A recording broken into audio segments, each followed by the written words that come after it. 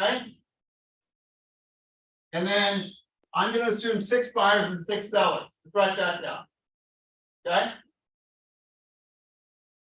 One other thing besides that, before you write that down, write this in parentheses.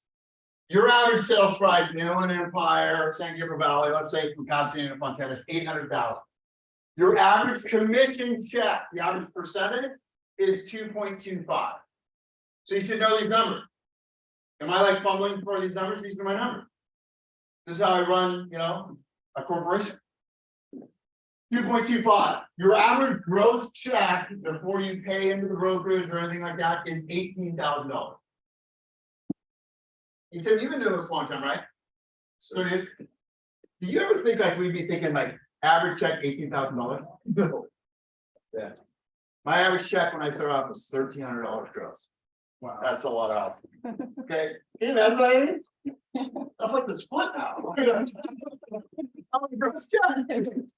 So write down 6 buyers and 6 sellers. We're gonna make it easy. Everything like easy, right? Okay. Write down. I also need to know my ratios. ... and track my ratios. Here's what I want you to do.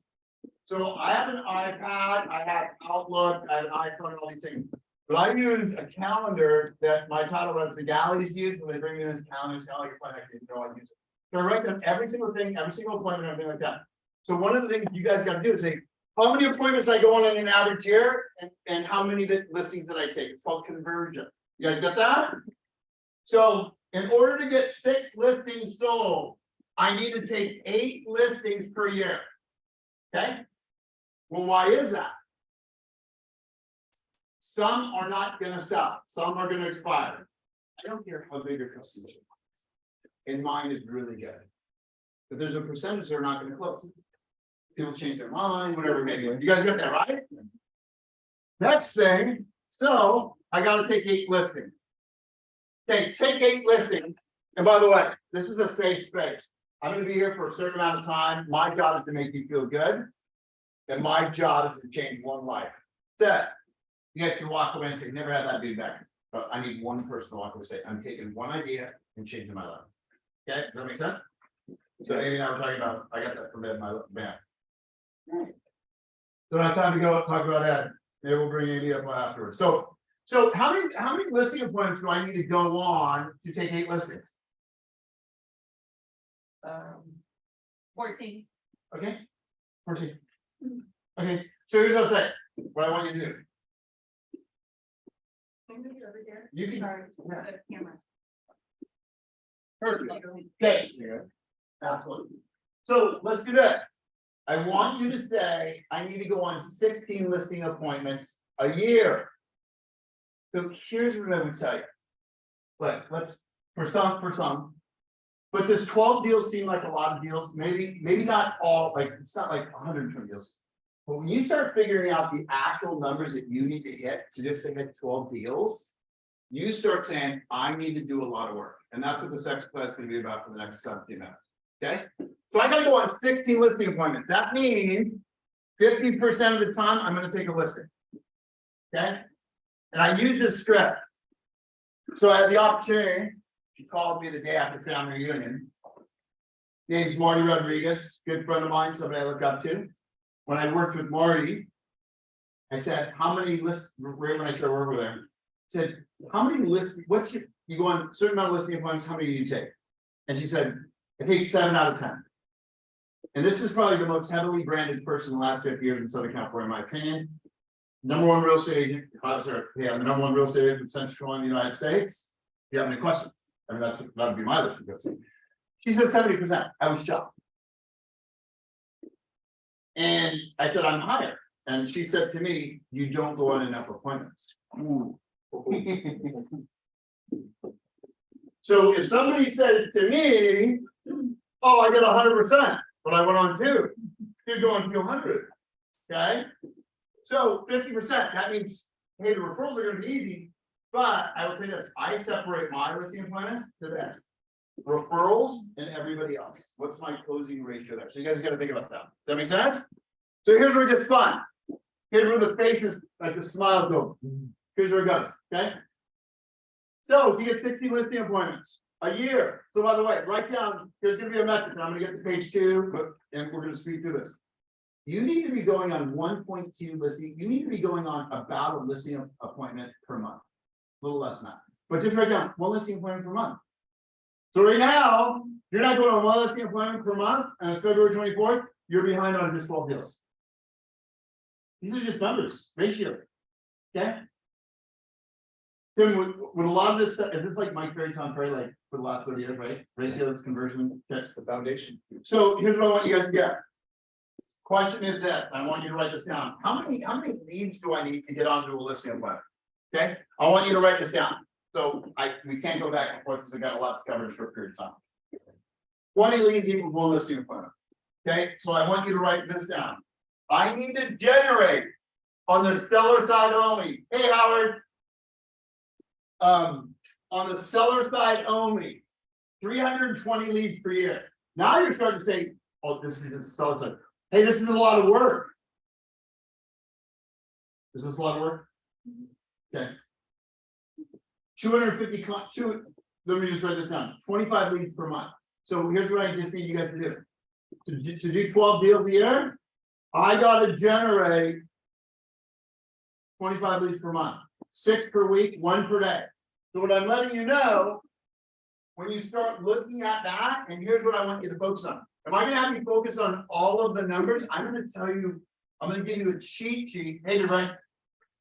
I'm going to give you a cheat sheet on the next page for you, just the numbers you need to write down. But what I want you to get from this, it's a lot of work to line up for those 12 deals. Okay? Contacts per lead, 25 contacts per lead. Not everybody that you call is going to be a lead, right? Right. Okay. Hey, you guys want to know the biggest aha that I've learned in my career? That I learned at the start? You guys want to know that? Yeah. How many agents in the business less than 3 years? A lot. Come on, Howard. Okay. Raise your hand. Okay. So here's the biggest aha that I got. Okay, and it's not on this paper. I'm gonna stick to the script. I'm gonna be little Buffalo right now. Yeah. And I don't think that's by coincidence I got that name in the you guys, by the way. So, anyways, is this spelling? Okay, it is. Okay, so here's the biggest aha that I got. But the biggest thing that I learned, okay, is, and I want you guys to get this, and I could wrap up after this if you guys get this point. Okay. I was knocking on doors in the city of Hacienda Heights when I was 4, when I was brand new in the business. Another great guy, my friend Neil Schwartz, just said, go up to the door, laminate the script, and read it. Okay, and I actually did that. Okay. And they were called trigger cards from the Mike Ferry organization. So I would go up there and read it. And of course, they knock on the door, they say, what are you doing? And they're looking at me read this. So I learned over time. But here's what I need you guys to get. The difference between me and everybody else that started off. Here I am 33 years later. Okay. The difference between me and somebody else that started off. Did I get a lot of rejection? A ton. Did I have a huge success my first year? I didn't. So, okay. Did I have a lot to learn? Yeah, we can go down the list, right? The one thing that separated. Okay. Because I was also earning $1 million in my 20s. But you would know that if you looked at me when I was starting off with the Volkswagen Sportback and polyester suits and non-personal sense. Here's the one thing that I need you guys to get. When you are doing lead generation, this is what I got. I took every single person that said we're thinking about buying or selling. There's anybody that could be thinking about buying or selling in the next 3 years. I got their name, number, phone number, address, put them on a little 3x5 card, put them in a shoebox. January through December. This is before floppy disks and CRMs and command. Okay, and called them religiously. That's it. So from 12 to 26 to 51 to 89 to 117. Here's why. Because I did not look at when you guys go lead generate and you don't get any leads, or even if you get one lead, stacking it in your database. If you guys can get that mindset, then you will just say, I'm just in the lead generation business. Somebody may convert in 3 months, 6 months, 3 years. My job is just to get as many potential leads. Call them when I think. There's gonna be people that list. I call them up, hey, ready to list? I listed last week. I happens to me all the time. Your job is to get as many leads as you can. If you start thinking about your lead generation through that mindset, that I'm just building my database, then that's how you go through that scaling and compound leap, and you go from 12 to 117 in a very short period of time. You guys get that? Yeah. So 25 contacts per lead, 225 contacts per day. Every single day, you have to talk to 25 people. Now, are you guys start saying, well, Derek, this is just for 6 sellers. It's a lot of work to do 12 deals. You guys are getting it? Yeah. Okay. 150 contacts per week, 600 per month. I'm not gonna go to the buyer side, I'm just gonna give you your numbers. Let's go to the cheat sheet, because I got 4 other seconds, so I'm not gonna give you the 2 hours on this. We're at 14 minutes. So here's what I'll say. Just write down summary. I'm gonna give you all the numbers that you need in a short period of time. We got a couple things to go over. Okay. And I added something called implementation. Okay. So here's what I say. My friend Mike Berry would say, hey, people go out to Superstar Retreat, Palm Desert, you go to a seminar, a bunch of those come down their unit. We got a lot of great ideas. We got inspired. I think we work for the best company on the planet. Okay. They brought all these things, but there's also only going to be a percentage that leave that convention and actually do something. Would everybody agree with that? Absolutely. So I'm gonna show you a little bit about what I call how to implement. Okay, where you can say, I'm just normal, but if I have a plan to implement, that's a big thing. Would you guys like to see that? Yeah. Okay, good, because we all have a lot of ideas. Okay, so let's do the summary. Okay, 12 deals per year, 2 listing appointments per month. Put down 1 to 2. You got to go on 1 to 2 listing appointments per month. Okay, these are your numbers. Number 2, 3 active listings at all times. Days on market are up. Okay, so you got to just say, hey, they're not selling in like 7 hours or 7 days anymore. I have to have like what Whole Foods has called inventory. I need to get to 3 active listings as fast as possible. Not 30, I'm gonna get to 3. Next thing, 1 new seller lead per day. So if I give you 1,000 numbers and 1,000 things, it can be too confusing. But I want you guys to write it down, make a copy of the sheet, put it on your desk, and say, these are my numbers, this is my focus. I need to find 1 new seller lead per day. Okay? 1 new buyer lead per day. You need 2 leads per day. By the way, I played hooky with my wife this morning, so I was in the office, had them a long time, just hung out with my wife. Okay? When I leave this thing, I'm gonna have 2 headsets on up there right next door. I gotta get my numbers in. Okay? And she knows that. Notice it. Don't call me for 4.5 hours, see you after dinner with the kids. I gotta grind. Okay, be focused like that. So 1 new buyer lead, 1 new seller lead, 3 hours of business development per day. Write that down. Okay. Hey Tim, am I a little bit off? Would you say that I'm a little bit off my rocker sometimes? And it's okay, you know, we're friends. That's kind of tough. Let me differentiate. Let's see it. I'm the rocker. This is here's the thing. Many years ago, I would call up the top agents in the United States, not in Chino Hills, whatever, like in the United States. And I'd say, let me come down. I want to come down. Well, what do you want to do? Who are you? Well, I just want to come down. And I met a guy named Ron Garber by doing this. Cold called him up, #1 Remax agent in the United States. Can I come down to your office in Anaheim Hills? Who are you? Well, I'm a new agent. Okay. You guys should do it. Did I just say something? I'm shocked nobody does this over when we're over there.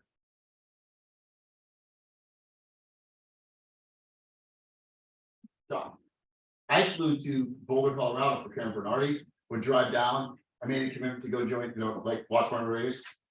Because I said, hey, I can go to Harvard, so if I'm going to get an MBA in real estate, I gotta go study under these guys. Okay. So I drove down there, and here's what I'll tell you. Okay. And it's going to be the #1 thing you can do. This is the #1 thing. It's the #1 thing. Okay. So I drove down there and says, what are you going to do? I go, I'm going to come down there with the yellow pad and I'm going to sit and I'm not gonna say anything to you, and I'm just gonna write down everything you do per day. And that's what I would do. So let me ask you that. If I called one of you guys up. Okay, what would I see? What would I see if I said, I'm gonna call you up, I'd like to spend the day shadowing you? Okay? I'd like to spend the day shadowing you. What would I see? I'm in the street You will be. every day. In the streets. Okay, so what I would say is this. Okay? Yeah. What I would say, what would I say? So here's the thing. The number one thing you can do is going back to that, that first American calendar. Good luck. Appreciate it. Way to be. Congratulations. Yeah, congratulations. Number one thing that I do. Max, did I ever show you my calendar? Have you seen my calendar? No. Okay. So if you go to my office right now and you open up that little First American thing, it has everything that I do every 15 minutes. Every single day. It will have tonight at 5:30. Go to Pizzioli and pick up dinner for my, it will have that in there. Okay. It's the number one thing that I do. And I track my time. So if somebody walks in, if Christian walks in, we have a 15-minute meeting, 15-minute meeting with Christian. Okay. How productive and effective. It's the number one thing that if you guys said, what did I get out of it? Track my time. Does that make sense? Yes. Okay. So, hey, Brant. Track my time. Okay, track your time. Where's your stop? So- Remember the so- stopwatch days there? Yeah, so, let me say this. When Brent and I started off, we worked at Central Masters in Walnut. I worked in a bathroom, right, Brent? Yes. So a converted bathroom. That little hole cut in the door so we could see each other. Yeah, little hole cut in the door. Good story. And I would have a surfboard leash tied around my desk, and I had a stopwatch. My mom sat outside, my brother sat right back here. And if anybody came in, I would turn the stopwatch off. Yes, can I help? That make sense? Because I was focused on my one thing. So right now, I'm not checking my phone or checking Twitter or whatever. I'm focused on you guys. So focus on, if there's anything that we take away from my life, be where you are. Okay, focus on that. But during lead gen, focus on lead gen. Don't get distracted. Don't say, well, I got to get back to this person. Gary Keller said something. I sat in Gary's Thursday and Sunday. He said, email is just a to-do list from other people. Ooh, powerful. Yeah, I know. Okay. So 6 showing appointments per month. Write this down. Just go back to number 6 showing appointments per month. If you're not going on, 1 to 2 showing appointments per week, you're not going to even get the full field. You're in fantasy line. Okay, these are actual numbers. Okay. We talked about listing it. We talked about listing inventory, escrow inventory. You have to have 2 open escrows at all times. Do escrows fall out? Escrows do fall out. Do escrows get extended? Escrows get extended. So you need to have 3 active listings and 2 open escrows at all times. Your job right now is to say, well, I don't have that. Your job right now is to lead generate, do lead follow up, do open house, do whatever, to get to 3 active listings, 2 open escrows as fast as possible. And if you're behind on your goals, which 90% of people are behind on their goals right now, it's, well, what about 2 every year? Okay. You got to say, it's February, I have to bust my butt to play catch up right now, or just write off your goals. Okay. We know the definition of insanity. You just don't set the same goal next year and do the same thing. Okay. You guys clear on that? What? I don't take money. I've spoken over 107 times. I never take money, so I get to say what I want to say. Right. So go, but here's the thing. What I need you guys to get is this. When I say 3 hours, William, of lead generation, I'm gonna tell you this, and going back to that yellow pad, is it. You have nothing else to do. You have nothing else to do. Does that make sense? I say that I have a very busy schedule. Okay. And if I have time to do lead generation and stuff like that with the stuff that I've got on my plate, you have no excuse. Start tracking your time. Okay. I've had people apply. People have had conversations with me about joining our organization. I say, tell me what you did.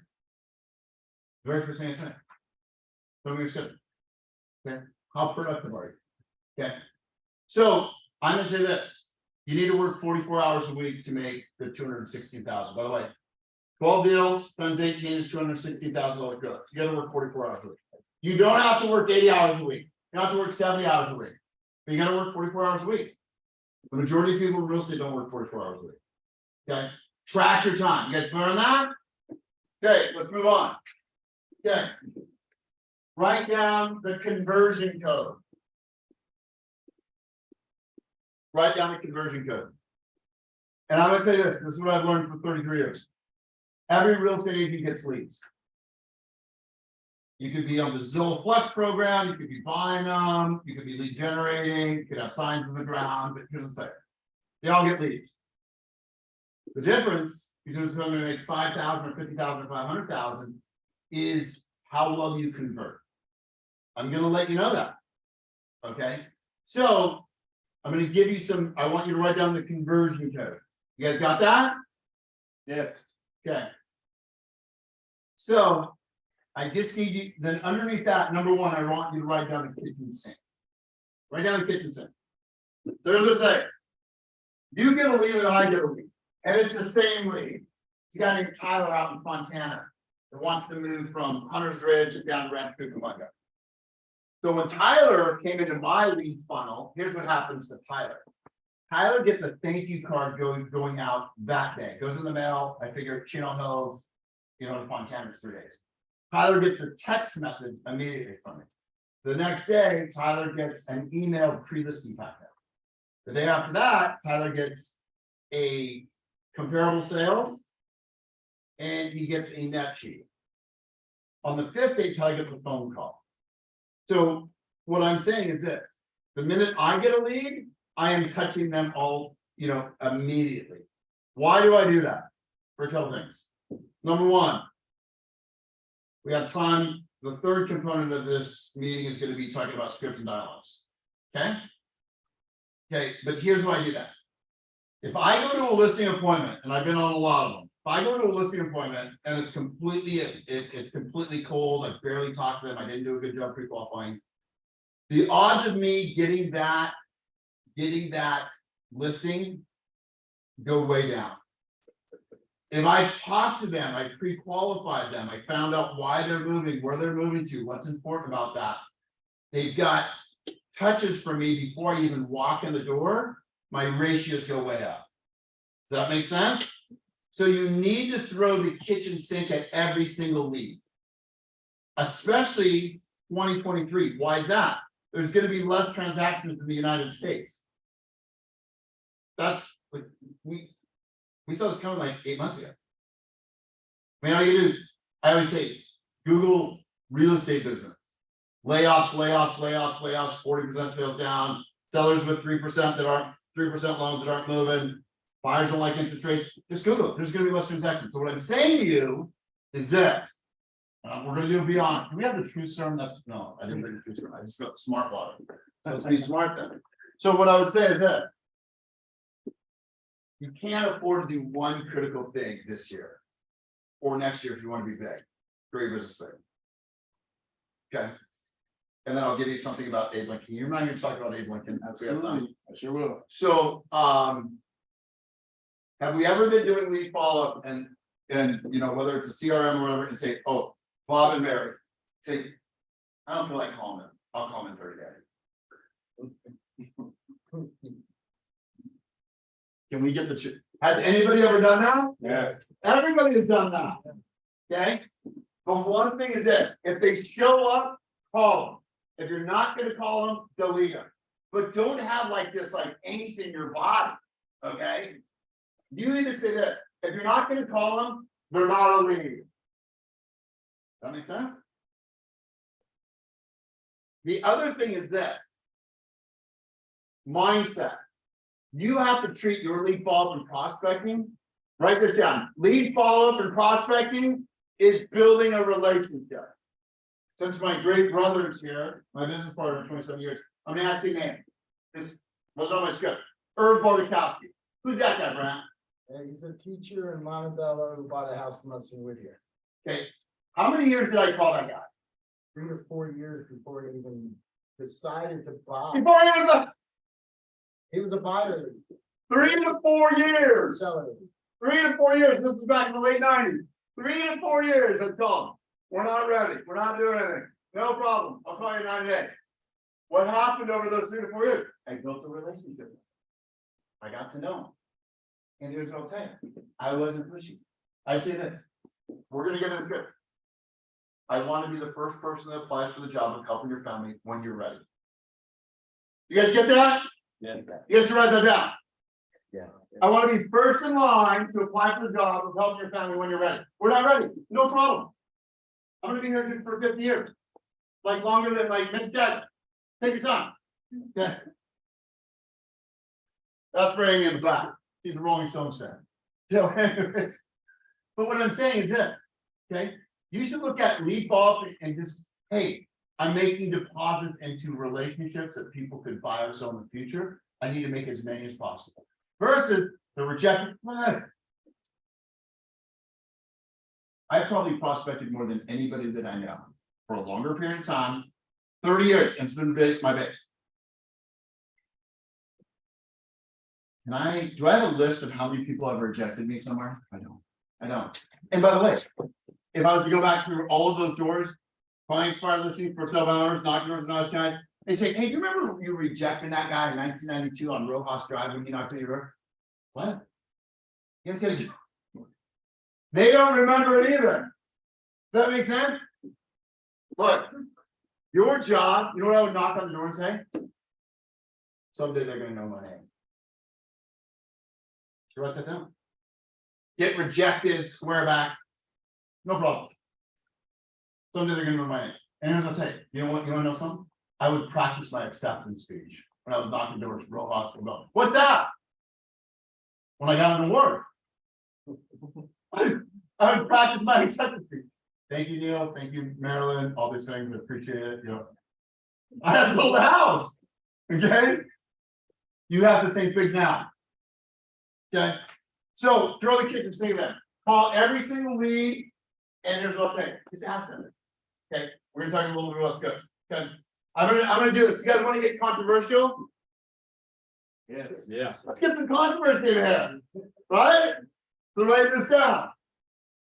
Have you ever seen Boiler Room with Ben Affleck? This is it's on right now. It's on. Okay. Yeah, you have fun. So here's what I want you to write down.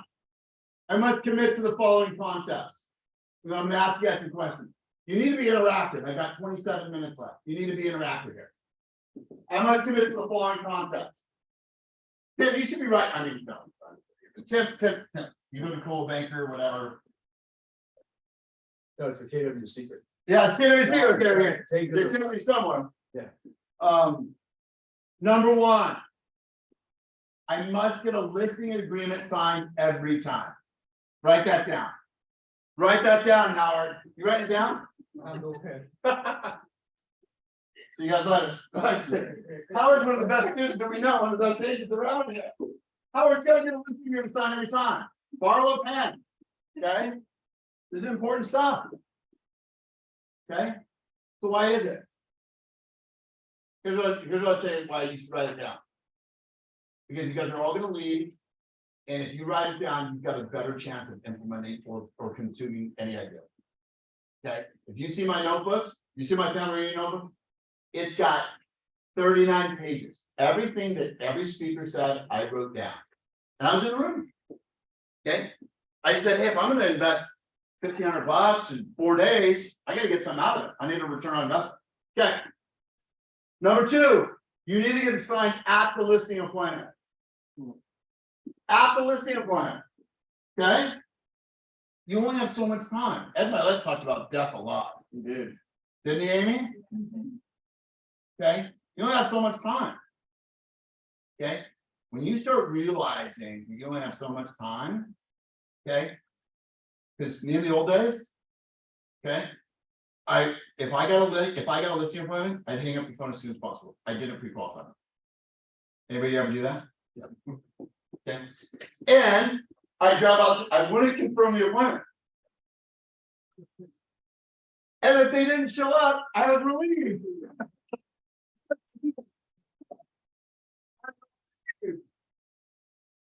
Okay, we're gonna talk about that when we get to the next 24 script. But here's the thing, you need to get a listing appointment signed after listing appointment. Okay? If you do not, you have failed. Write that down. An F. Okay? F. Okay? The only question, guys, is this. We're gonna talk about this. Who have you failed? Okay, hold on. Stay with me. Controversy is fun. So, questions for the group. And you guys gotta be interactive. Okay?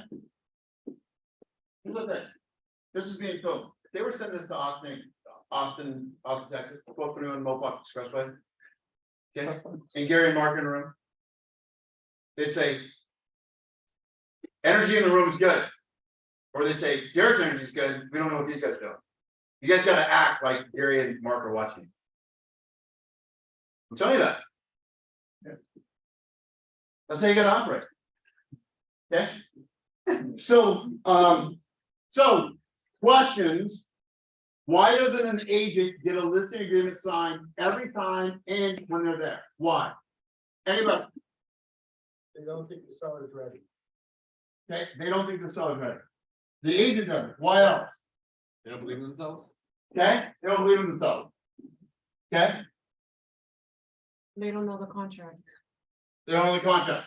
Yes, sir. Lack of confidence and not prepared enough. Okay, lack of, okay. Really good answers. What's your answer? Kevin, Kevin, really good answers. Okay. Lack of confidence. Okay. And not prepared. Okay. God, so good, Kevin. Thank you for sharing. Thank you. Anybody else? They don't- Not that your answers were bad, but those were really good answers. You know, overcome that. Okay, objection. Okay, Not every decision maker there. great question. Who said that? Okay. Not every decision maker there. So good. So good, guys. So good. Yeah. Okay. So let me ask you this. Is that the seller's fault or your fault? All these things you wrote down. Hold on. Oh. They didn't sign. Bad on. Whose fault is it? It's your fault. If you don't get it signed on the time, if they're not comfortable, whose fault is it? Seller's fault or your fault? They opened their door to you. Yeah, that's your house. Guys got that? If you start looking at your appointment saying, it's not their fault, it's my fault. I did not demonstrate my value proposition. I did not make them feel comfortable. I did not use the body language. I did not present information. I didn't give them their options. If you go down the list, I'm telling you, if you want to become a master salesperson, it's not the client's fault. You take ownership of it. You guys get that? Yeah. So how do we do that? Okay. Number one, I'm going to suggest the following. Write this down. How do we get that done? Okay, number one, pre-qualify in detail in advance. Write that down, everybody. Okay. Pre-qualify in detail in advance every time. You guys get that? Yeah. Okay, and put in parentheses. Put in parentheses.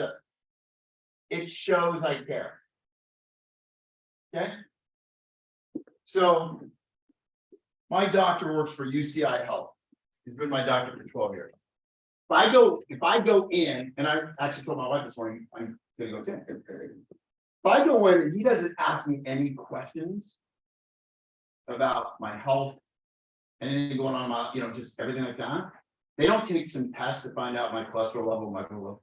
I say, what kind of place is this?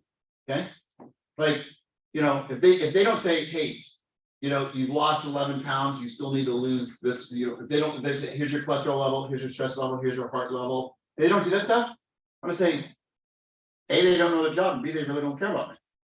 When you pre-qualify a seller, you're saying, let me find out about what your goals, your objectives are so I can help you.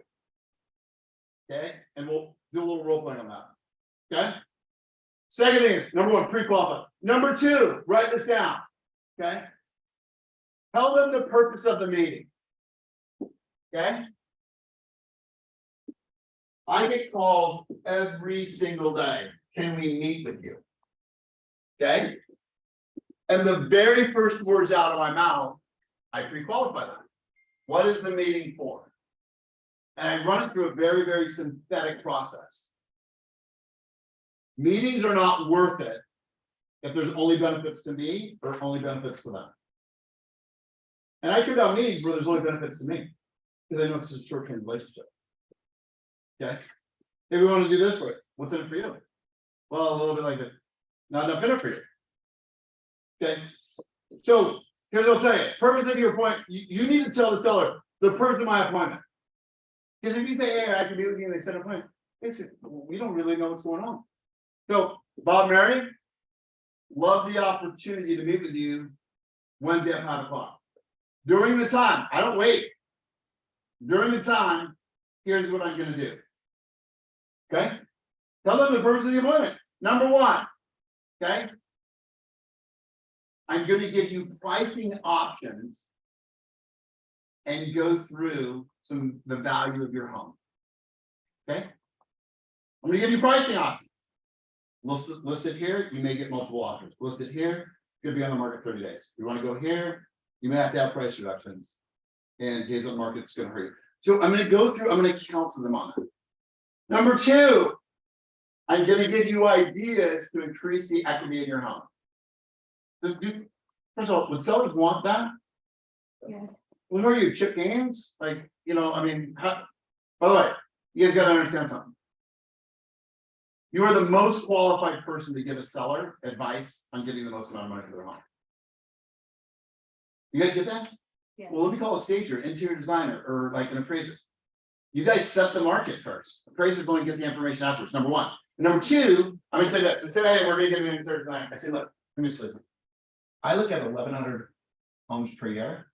I'm on the MLS company. I probably look at 10,000 properties on the inside. I look at the sales of this. I am the best person to advise you on what needs to be done. You are. Okay. And the other thing is this, they say, well, what's the difference between going into an interior designer? Okay, I tell them this. I walk through 100 homes per year with a buyer by my side, listening to what they tell me about what they like and don't like. Does your interior designer do that? You guys gotta understand. Does that make sense? You guys get that? Yeah. And number three, walk you through the process to make sure that you're comfortable. Do clients want to feel comfortable? Every single seller, these are my 3 reasons for coming out. Are you clear? They say, we're clear now. You can't leave them like wondering like what's gonna happen. Does that make sense? So, okay. By the way, next thing. Pre-qualify, tell them the purpose of the appointment. Next thing. Email them comparable sales and a net sheet. You don't gotta go to the escrow company. Don't do that. That's just excess labor on people. Okay. So what I would say is this. Why do I tell you to do that? Okay, it's this. The seller doesn't want to be surprised by the price or the price range that you think. And you tell the seller, I'm going to give you a range. Why a range? Because I haven't seen your home. Okay. Can I just say one other thing that's very valuable? Tell every seller before you come out there to declutter their home. On the phone. You guys got to do that. Okay. Can I tell you why? Ask why. Why? Because if you get there and their home's cluttered and you tell them on the spot, they get offended.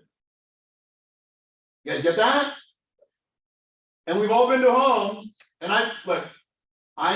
everything that's on all these notes, all that stuff, it's all the mistakes that I made. Because I've been there, I've hurt people's feelings. I said, that doesn't make me feel good, doesn't make them feel good, and not a good business. So I tell them, Art, I'm gonna tell you this, Bob, Mary, I want you to start actively decluttering your home, getting it in mint shape, getting anything that you know that needs to be fixed, done immediately. Okay, we haven't even decided we're gonna live. You'll feel better about it anyways. Okay, but you tell them that in advance and say, I tell all the clients, well, and I gotta tell them, say, you haven't even seen my house. I gotta tell all my clients that. Condition is the number one value. Okay. Okay, it's the number one thing that leads to value. By the way, you guys should know this. What leads to value? Well, not the number one thing. Okay. Write down value equals 80% price, 10% condition, 10% agent. That's it. Can you say that again, please? 80% price. Our friend Mike Perry would say, you know, if we have those scripts. 80% of our chances of getting your home sold is going to take place right now when we decide on the price. Okay? That makes sense? You could lower it if it was, why is it 8%? You could lower something lower enough, and at some point you're gonna get off. Okay? And then when you tell them 10% the agent, and by the way, my fee is only 2.5%. So you're getting 75% off. You should write that script down. You guys should write that script down. We wanted, I'm giving you 75% off there. Okay, you guys should write it down. 7%. Do you guys think the agent does affect the price? Yeah, upward. 100%. 100%. Okay. You guys get paid, and we're gonna speak to it.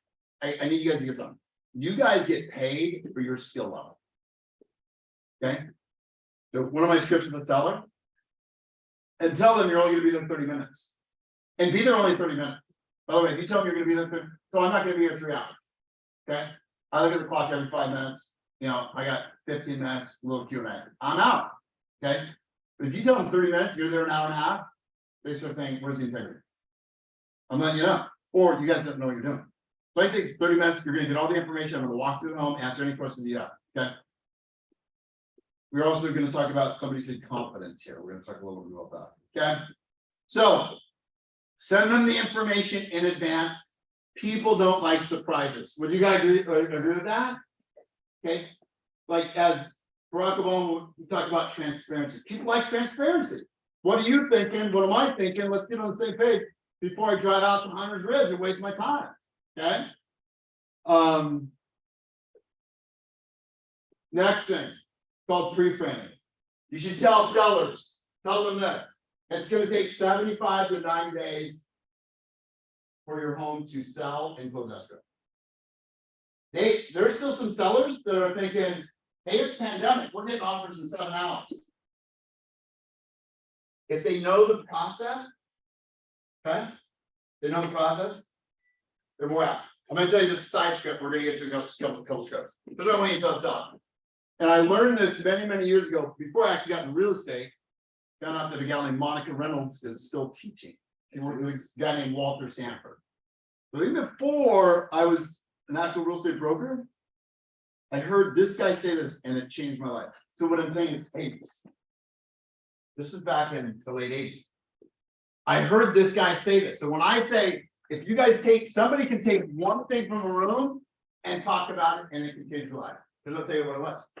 Walter Sanford, when you were opening an escrow, would say this: there's 23 people involved in an average real estate transaction.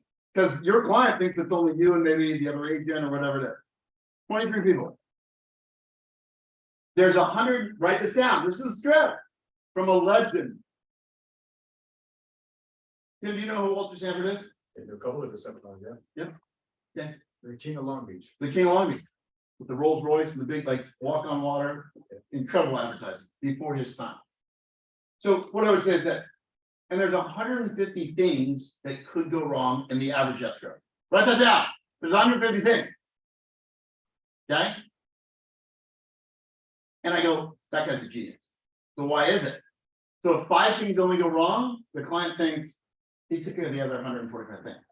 Mm-hmm. You guys get that? Yeah. And you would have checklist. Buyer lied on their loan application. Didn't file their tax return. All of these different things. You have all of the things that could go wrong. So if you tell the client 150 things could go wrong, transaction could be delayed. Has anybody ever had a transaction delayed? Yes. Okay. Can I tell you one thing that I also learned from my friend Marty Rodriguez? If you have a close of escrow date, March 7th, you tell everybody involved, it's March 7th. And Brantley and I have this line where we tell buyers and sellers, escrows are like pregnancies. You may have come up with that one. Could be a little here, a little there. Your job as an agent. If it's March 7th, you got to tell everybody involved. The buyers and the sellers, there's moving trucks, there's utilities. If it says March 7th on the purchase agreement, you stick to that date. And you do everything in your power to deliver that. That make sense? Yeah. Okay. So, couple things else. By the way, you should tell this is a script. Kind of going in the scripts a little bit, but you need to tell each other, this is what I tell each other. You need 2 qualified buyers coming through your home. Write this down. And this is something in Keller Williams, they talk about you become the economist of choice. Become the economist of choice. Okay.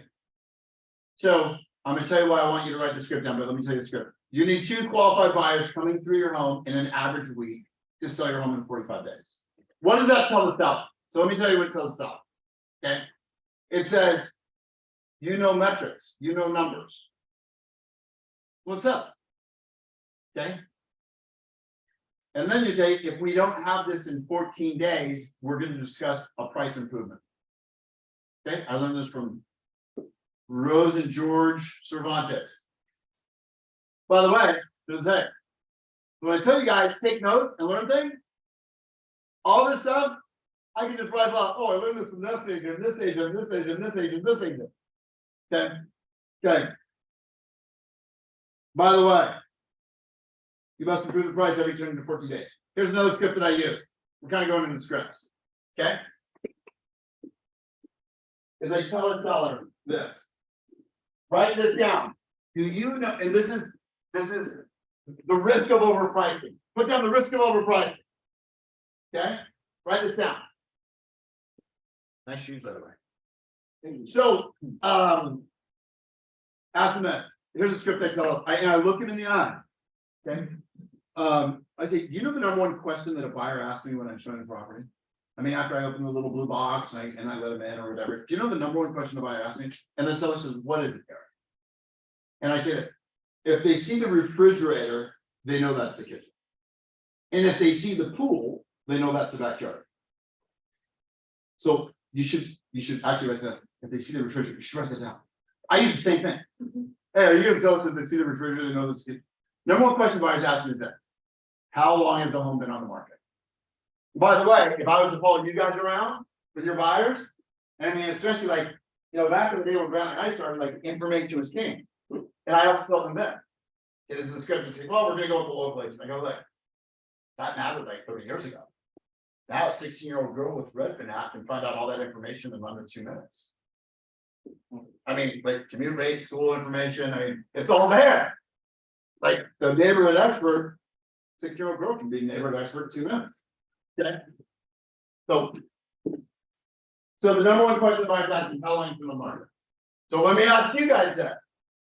Property number 1, been on the market 4 days. Okay. Is this going to get a good offer or a bad offer? It's been on the market 4 days. Good offer.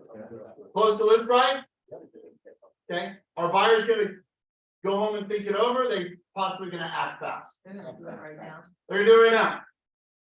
Property been on the market 44 days. Are they going to get an offer next to list price? No. No. Are buyers going to see that property and go home and think about it? Yes. Okay. You tell the seller that our best time to sell your house is in the first 7 to 10 days. Tell them that. Okay. I've had sellers say to me, you want to price it low just so you get a quick sale. Okay. I say, I want to price it right to get you the most amount of money. Okay. And you tell them that, and you say, if you were a buyer, and by the way, do you think sellers, and they're not real estate professionals like you guys, do you think sellers agree with that? They all agree with me. That makes sense? So I'm just going to talk about interest rates. I got about 9 minutes. I'm going to wrap. So first of all, and we're not going to, all I want you guys to get is this, is interest rates. Okay. You guys have heard that objection for the last 8-10 months, right? Interest rates are too high. Right? Well, I'm just going to give you some bullet points to write down. Okay. And some questions to ask. If a buyer says, I'm calling through HomeLight leads or whatever, hey, the interest rates are too high. Okay. Very first words out of your mouth when you hear an objection, somebody said an objection, hey, they don't because they give you objections. Very first words out of your mouth every single time is this, 2 words, no problem. No problem. Interest rate, no problem. Let me ask you this. You should write that down, no problem, let me ask you this. Okay? I'm gonna give you a script, just say, number one. What is your current mortgage payment? Write that question down. Okay? And Max. What if they're renting? They say, oh, no, oh, by the way. No, we're renters. I say, no, let me ask you again, what's your current mortgage payment? Oh, we don't have one, we're renting. You're making a mortgage payment, it's just not yours. You guys get that? Yeah. Everybody's making a mortgage payment, it's not there. Okay? Question that you need to ask somebody is this.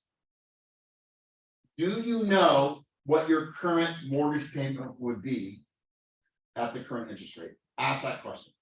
Here's why. Okay? People say, I don't know. They're gonna give you an objection. Do you know what it would be if it went down 0.5%? We don't know. Do you know what price home range, what price home that you want to buy? We don't know.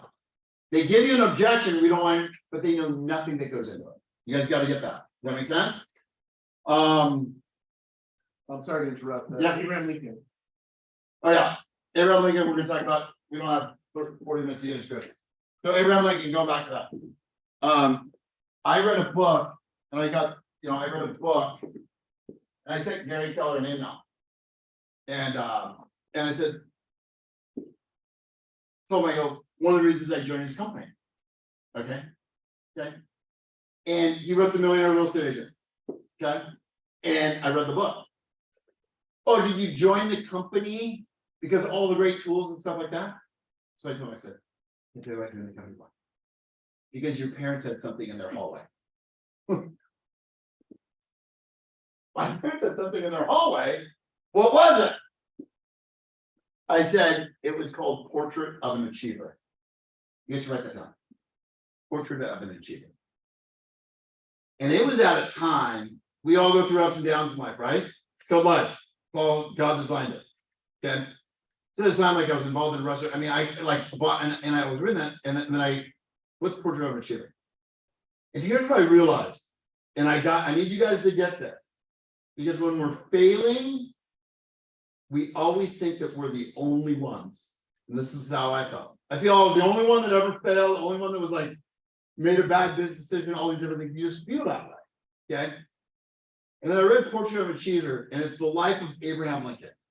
And literally, I don't have it memorized, but it literally talks about, sweetheart, nervous breakdown, ran for Senate, defeated, ran for Congress, defeated, ran for this, all of these different things. And he was like a failure for 30 years. And then it says 1860, elected president of the United States. Okay. And Gary talked about that Portrait of Achievement in that book. And I said, I joined Keller Williams at that time. So here's the moral to you guys. Is what I learned from that Portrait of an Achiever thing is this.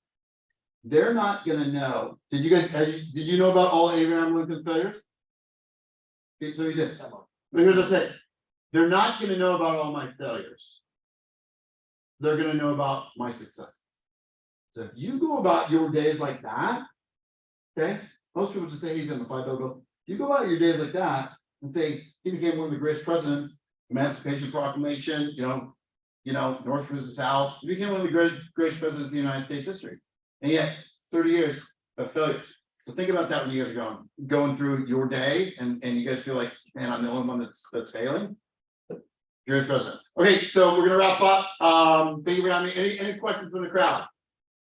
Any thoughts, any questions? Matt? When you're in that listing presentation, it comes down to them signing. What's your line, or how do you go about that? Like, it's time to sign, or like, how do you go about that? So through the process. Okay, so you should have a listing. Here's what I'll say, through the process. Here's what I mean by that. So when I go through the price, there's my listing presentation book, by the way. So when I go through the price, I have my listing presentation and I have a listing agreement out with me on the table. I bring my iPad and I just put it up and I never even touch my iPad. Okay, but I just never do. I think I maybe looked at it once on a listing presentation. But if they start getting into comps. Okay, and they say, what about this one that's not my country? I'm just gonna go to my, but I never do. Going back to the confidence thing, going back to the pre-qualification thing. If you pre-qualify them very good and you show up on time and you go in there and you're confident in that, you're gonna get less questions. You're gonna get a million questions if you walk in and you're not confident, you haven't done your job right. So with Max, here's what I do. When I'm going through the CMA and pricing strategies, okay? If they agree, if we say, I would suggest that we started at 559, and I gain agreement, I have a listing agreement to my right-hand side because I'm right-handed. I literally go to the listing agreement and I write down 559. And I write it on the listing agreement. Okay, that's called an assumptive sale. After I go through that, I say, I prepared a net sheet for you as a seller. Because people always want to know, what are the costs, what's the brokerage fee? Some people don't know there's escrow title involved. So you got to give a seller. I'm going to say that. Make 2 copies of the net sheet. Okay? Why? Leave one with the client. Why? People forget. You want to give good service, leave them a net sheet. It also shows, going back to Barack Obama, you want to be transparent. You don't want to give them fees and then they don't know. And by the way, you guys stick to those fees. Okay? But if you say, I've made a copy for you, this is a small thing. Say, you're probably gonna do that. And they say, great. And then by the way, here's what you need to do. You can either dance and try to hide, but this is what I'm gonna suggest when you're going through the net sheet. Okay? You say, you go right to the brokerage fee. So number one thing I do, I go right to the brokerage fee. The brokerage fee to Keller Williams is 2.5%. I strongly advise that you offer 2.5% to the other agent in this market. Okay? Most agents say, oh, I don't want them to ask me about the commission. They're gonna ask me for, and by the way, hey, you know what? Will you take your commission? I go, I don't take haircuts, only once a month. So, anyways, I mean, we could have like a whole 30 minutes on how to handle the commission. But what I would say is this, the max, then they agree to that, I put in 5%, and then I put in 2.5%. Okay? Then on my listing presentation, I say, I've already assumptively closed. Okay, so I say, let me walk you through what happens next. Okay, and then I say, a sign goes up in your front yard. Do you have any? Well, we really don't want a sign. We don't want our neighbors on. This happened in Rancho Cucamonga last week. Listed a house already sold. I say, a lockbox goes in your front door. Well, how does that work? I don't want anything stolen. So I'm literally reading them that. So they're engaging with me. I'm saying, let me tell you what happens next. Okay. Okay. And then I basically say, do you have any questions before we get started? I've already assumed they're hiring. That's it. By the way, the confidence thing, I'm going to tell you the number one thing that you guys should do. Okay. And if you have any questions, seriously, this is it. I don't know if I'm coming back. Okay. Number one thing that I did is this. Going back to whoever said confident. I've been doing this a long time. I built a listing presentation. Like a badass one. Okay? Like really good. And here's why it's really good. It doesn't mention me at all. What? If you go to Open Door's website, hey, let me see who works at Open Door. They don't have any employees. Okay? So what I'm saying, consumers now are looking for the services and goods that they get by using you. They really don't care. Like you guys go in there trying to sell. I hope they like me, my personality. Consumers just say, if we're paying 18 grand, what are the goods and services? Does that make sense? You guys get that? You could be like, you know, look, I'm rough around the edges. My brother, I've always said, is a better salesperson than me. I'm completely rough. He's like, you know, the nicest guy in the world. But I also am very clear, they're hiring me for the goods and services they're going to get from our affiliation. Does that make sense? Okay. And by the way, Max, I would just say this. I don't make a big deal of it. So I start filling in, I fill in the price, I fill in the brokerage fee, and then I say, let me tell you what happens next. And I say, hey, I sign, and then I turn to the next page on the listing agreement. Okay, I'm checking a sign. I'm filling out the agreement as we're going through it. Howard, good or good? Okay. Other questions? Yes. So when you do the initial sheet, or even though you just put one price on there, you already have. I put 3. Oh, you put 3. Yeah. So you got 3 different initial sheets. 100%. Okay. Oh, by the way, and actually on my notes. By the way, really good. Can I say the mistake that I made? I do 3 different net sheets. But sometimes I've shown up and there's $200,000 in renovations. Sometimes I've shown up and there's 4 linoleum, 15 cats and laundry in the hallway, okay? So. What I've started doing over the last couple of years is now I'll do 2 net sheets in a wider range. Because again, I don't want to offend them. So I go there and it says 575, but the house needs a lot of work, it's deferred maintenance. I don't want to say, well, here's a net sheet, but your house needs work. They don't feel good about that. Okay, so minimum 3 prices, if I don't have any idea. By the way, a question to ask. Okay, pre-qualification. Okay, 2 questions to ask. Okay, number 1, on a scale of 1 to 10, write this down. Okay, scale of 1 to 10. Howard, can you write it down, bro? Okay, you're great. Yeah. Scale of 1 to 10, how would you rate your house? Ask them that in advance. $1 million question. Oh man, it's 10. Okay. But here's what I'll tell you. What does that tell me? And they could be like, well, I want like 800 grand for my house, it's worth 650. Okay. Or they can tell me it needs work. I'm saying, what kind of work does it need? Okay. But I'm gonna ask them on a scale of 1 to 10. Okay. I've already said, when I get this home sold, where are you planning to move to? We're moving to Bubble Island. Why do you want to move to Bubble Island? Been a dream of ours. We have grandkids down, Corona Del Mar and stuff like that. How soon would you like to be there? Like to be there by the end of the year. Okay. You have to get this home sold in order to make the move to Bubble Island. Yes, we need the equity out of it. Super. Have you seen any homes in Bubble Island that you like? No, we know everything's like 25, 50 square foot lot. We saw a couple, it's like 3.5 million, etc. Okay. And then I would say this. I would say, look, here's a question that you need to ask them. Okay. I've already told you, tell me about the condition of your house rated. Ask them this question. On a scale of 1 to 10, how would you rate your motivation to get to Bubble Island? Ask them that question. Okay. I asked that question. On a scale of 1 to 10, how would you rate your motivation? Well, we really want to be there, but I'm gonna tell you, what they say. You're gonna hear that. Maybe you guys have heard this. We're not in a hurry and we're not desperate. Anybody ever heard that? Yes. Am I the only guy that's ever heard that? We're not gonna give our home away. We're not gonna give it away. Yeah, Not gonna give our home away. okay. So by the way, if the seller says that, you're not gonna give her home away. Number 1, I want you to say this. I'm not asking you to. Here's my question, Brad. Are you willing to sell your home at the highest price the buyers willing to pay? And they're gonna say, it depends on what they're gonna pay. Okay, I'm based on the comparable sales, I think it's gonna sell in this range. Are you willing to sell your home in this range? So you gotta be able to respond to that. So motivation to sell. Any other questions, any other thoughts? I have a question. Yeah, Are you at the office every day over here? Or like? Yes. I show up once a month. Did you listen? It's really fun. What time?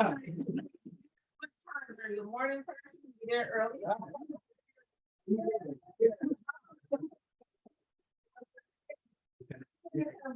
So Tim, I think we're at my office. So you need an appointment, by the way, Okay, and you need to tell me why you're gonna visit. I want to do shopping for today. Smart. Yeah. Okay. Timber DeRay left the business card on my door and they were probably thinking, DeRay said, should we call like Queen of the Valley? Derek's lights are off, it's 11:45 or whatever. They're probably a little weird. Hey, so here's what's that. I'll leave it at this. First of all, thank you guys for investing time with me. I had a great time. I hope you guys did too. And if you have any questions, look, I am just a normal C student guy from Cal State Fullerton that just has kept going. Okay. Normal guy, not the smartest guy in any room that I walk into, but I just haven't given up. And I just kept going and trying to improve. And if you guys just say, well, if he can do it. Like going back to Mario said, well, if you can do it, you went to Bishop Malone High School. Like, if you can do it, I can do it. So if I can do it, I'm here to tell you, you can do it too. Thank you guys for having me. Yeah. All right, before we go, we wanted to give time for lunch sponsors. Oh, you're talking about- I know that.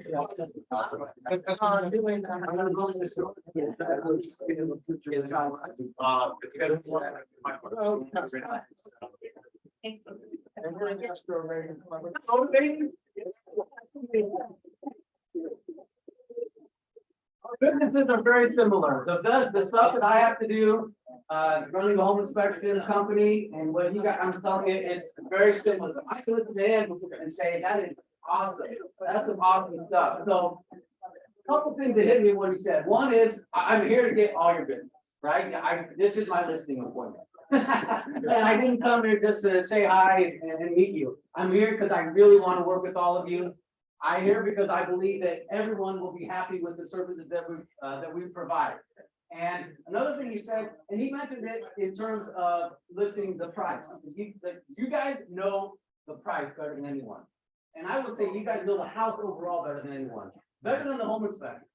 And what I will say is, if you've ever had any home inspector and he said, or she said, they couldn't buy the house, don't you ever use that home inspection company again. Because they don't know the commute, they don't know the school district, they don't know what they're buying it for, they don't know what it's appraised for. A home inspector never has the right to say someone shouldn't buy a house. Completely out of what their job is. So that's first and foremost. Second thing, what I'm seeing is, who knows what these is? What was these? That was DFDI. a ground fault circuit interrupter, you see them in bathrooms, okay, required in bathrooms, kitchens, outside, okay? But a little history on these, they weren't required anywhere until 1975. 1975, they're required in bathrooms. 1978, they were required at the exterior, or actually the garage. Once back and exterior. 1987, within 6 feet of a sink. 1998 to 2002 started to be at wet bars and on all kitchen countertops. So my point is, what I see a lot and what agents complain to me a lot about, not because of us, but just good agents I work with, it's a 1950s house, never been upgraded, and the home inspector says, oh, we installed, not, it's an upgrade, installed GFCI, all these places. And that's not true. They are not required to be upgraded unless you do a remodel. Okay, then there is, when you do remodels and pull permits, there is requirements to upgrade them. But 1950, 1970, 1974 house, 1974 built house, never been upgraded. They're not required anywhere. Now, as a home inspector, I want to let them know, hey, this is a great upgrade. Absolutely. So I want to let them know it's a good upgrade, but it's my wording makes a big difference on your end. And that is how we try to do our report. So is it good to inform them? Absolutely. This little thing costs you 35 to 50 bucks, maybe 200 bucks to install it, maybe 150. That's not a reason to lose the deal over it, because the home inspector made it sound like it's the end of the world.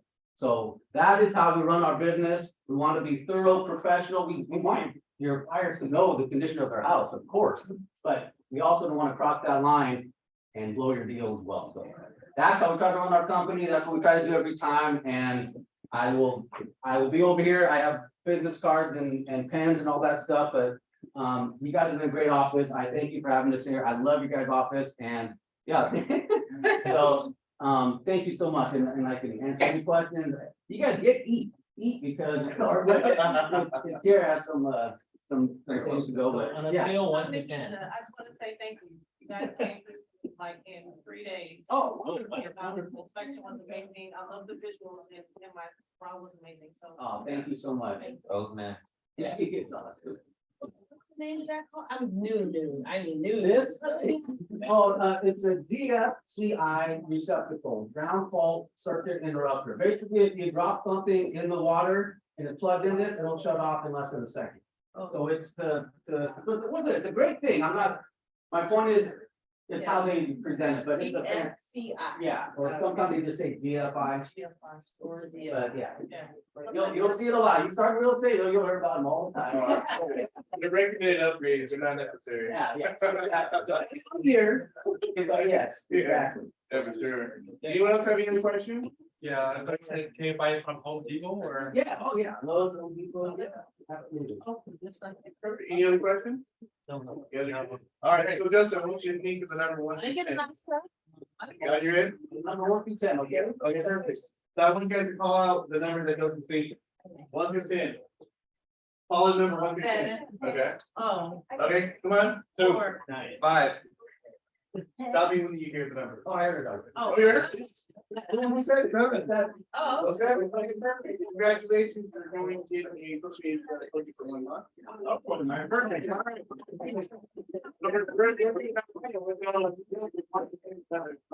I got another number. All right, come on, we got numbers, 115. Thanks. Four. You haven't heard it? I haven't heard of this. All right, all right. Don, I reach out to you.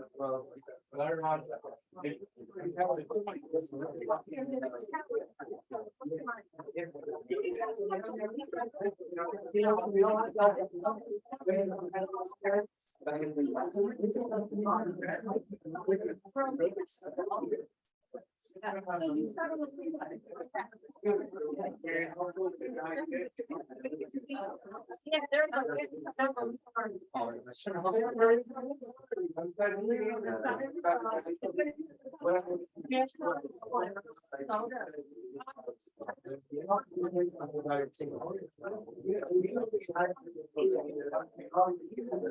So it works hand in hand, so, yeah. Yeah, I'm trying to get.